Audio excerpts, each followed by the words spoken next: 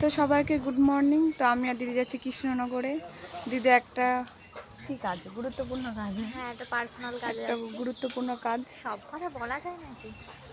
তা আমি বলতে বলেছিলাম। তো মোবাইলটা এইভাবে ধরবা, এইভাবে হ্যাঁ ধরবা।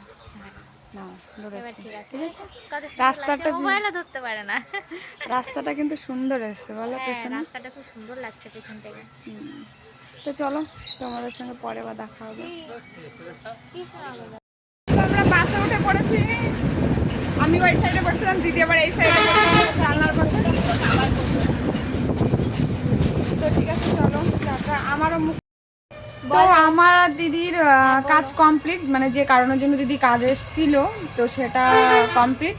তো আমরা আবার বাসে উঠে বসে পড়েছি। তো এখনও বাসে দেখো কেউ নেই, কারণ আমরা গাজনার বাসে উঠেছি আর আরও সামনে বগুলার বাস আছে, তারপর দত্তফুলিয়ার বাস আছে।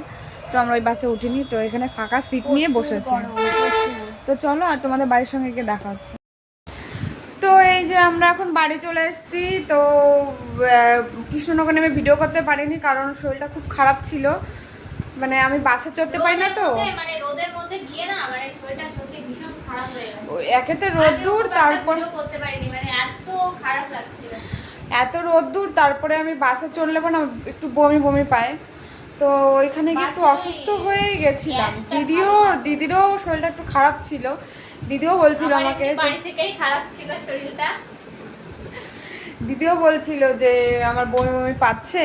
তো দিদির থেকে আমার বেশি।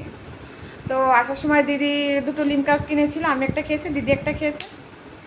তো ওটা খাওয়ার পরে শরীরটা একটু ফ্রেশ লাগছিল। তো এই যে এখন ড্রেস চেঞ্জ করব, ফ্রেশ হব।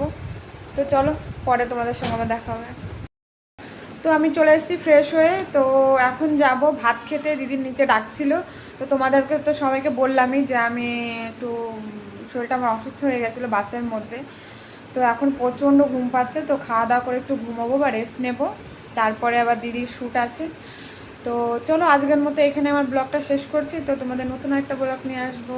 টাটা, সবাই ভালো থাকবেন, সুস্থ থাকবেন।